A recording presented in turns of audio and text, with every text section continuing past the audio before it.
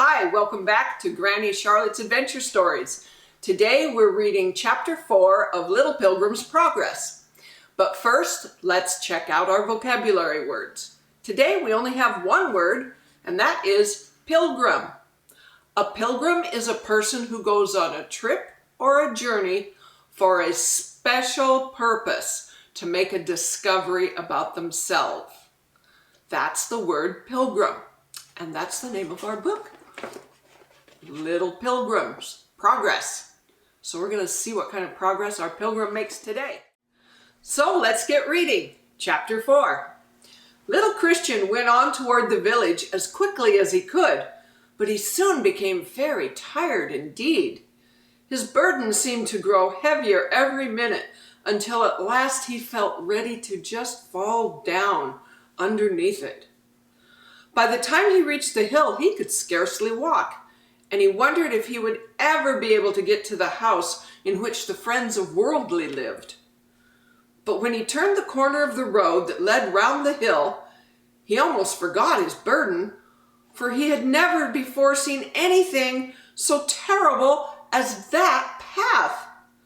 The side of the hill was very rugged, and the rocks hung over the road and were just ready to fall.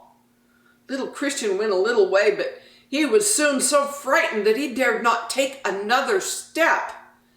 He fancied he could see flames of fire darting out between the rocks, and he shook all over with fear. "Oh, I wish I had not come," he sobbed. "What shall I do?"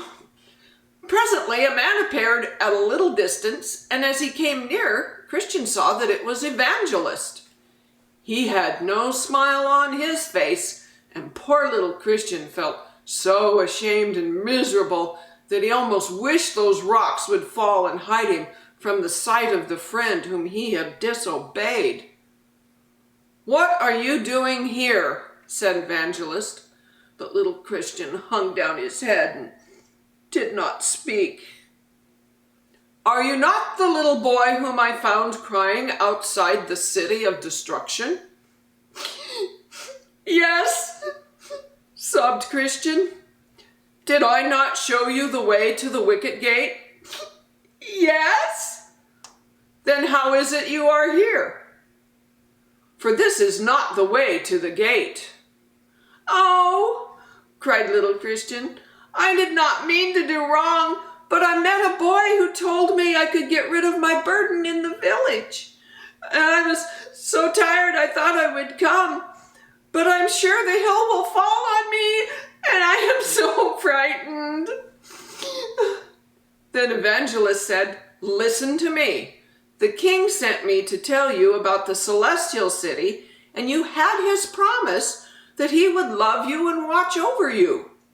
When you fell into the slough, you know he sent help to pull you out, and you have read in your book that he will always take care of those who trust in him.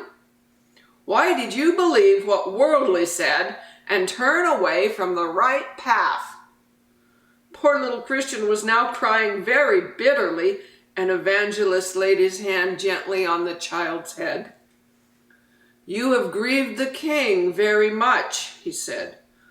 "But if you are sorry, he will forgive you."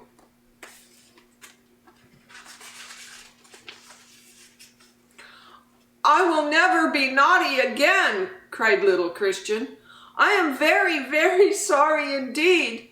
But are you sure that the king will forgive me?" "Yes, the king will always forgive you for the sake of his dear son who loved the little children." "And may I go back to the Wicket-gate, or will the man turn me away?" "The king does not allow him to turn anyone away. You have only to knock, and he will open the gate for you at once. Take my hand, and I will go with you past the hill." Little Christian wiped away his tears and was very glad to put his hand in Evangelist's and be led back into the fields. The hill with its terrible overhanging rocks was soon left behind, and the light above the Wicket-gate could clearly be seen. "If you make haste," said Evangelist, "you will reach the gate before it is dark, and you can stay there and rest until morning." Then, with a kiss and a smile, he told the child goodbye, and little Christian started once more on his journey. And here's a picture of the path. You can see there's lots of other paths to take, but he has to stay on that straight path. The sun was just setting when little Christian reached the Wicket-gate. He had walked very quickly, for he did not wish to be in the fields after the darkness came on, and he was now so tired that he felt very glad indeed to see the gate quite close to him. It stood in a beautiful stone archway, and over it hung a lamp, which burned so brightly that its light could be seen even when the sun was shining. Round the top of the arch, some words were carved upon the stone, and little Christian stopped to read them. The words were these: "Knock, and it shall be opened unto you." That was just what Evangelist said, thought Christian, and he began to knock upon the door. He listened, but he could not hear anyone coming, so he knocked again, and in a few minutes the door was opened by a man who looked something like Evangelist. He wore the same kind of long robe, and his face was grave and quiet. He smiled when he saw Christian and said, "Who is this little child?" "I am little Christian," replied the boy. "May I come in?" "Are you come from the city of destruction?" asked the man, whose name was Goodwill. "Yes, and I wish to go to the king." And here's a picture of the Wicket-gate. Then Goodwill opened the gate quite wide and took little Christian by the hand. As he was stepping in, Goodwill gave him a pull. "Why did you do that?" asked Christian. And Goodwill answered, "The wicked prince has a castle very near this gate, and when he sees anyone leaving his country and entering the way of the king, he commands his soldiers to shoot arrows at him." Whoa. Little Christian looked out and saw the arrows lying upon the ground, and he felt very pleased to see Goodwill close to the door. "Now I am safe," he said. Goodwill led him into his own house, which was just beyond the gate, and made him sit down to rest while he prepared some food for him. "Who told you the way to the gate?" he asked. "Evangelist," replied little Christian, "and he said you would tell me where to go next." "Yes, I will tell you, but how is it that you came alone? Have you no father or mother?" "My mother is with the king, and my father has so much to do that he cannot spare time for a journey, so I was obliged to come by myself." "If your mother is with the king, she must have passed through this gate. No doubt you will hear of her as you go on your way." "Do you think I shall?" said little Christian eagerly, for the greatest wish he had was to know something more of that dear mother whom he had lost so long ago. "Help said that the king would tell her I was coming and she would look out for me. Is that true?" "Quite true. You will not see her until you reach the celestial city, but she will often be able to see you. Have you come straight from home? Did not the boys try to persuade you to stay with them?"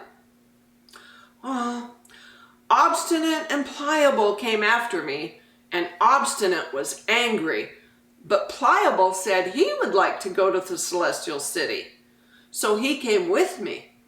Then we fell into the slough, and he was frightened, so he went back home again. I thought I should never get out, but help came, and he was very good to me." "And what then?" Little Christian blushed. "I was as bad as Pliable," he said, "for when I met Worldly, I listened to him and turned away toward the village. The road was so dreadful, and I was afraid the rocks would crush me. But Evangelist found me and brought me into the fields again. And now you have entered the King's gate, and you are one of his little pilgrims. Tonight you must sleep here, and tomorrow I will show you the way to the celestial city. And that's all of chapter 4 today. So remember, children, wash your hands, brush your teeth, and eat an ice chip. Today I'm going to eat a hot flaming cinnamon one.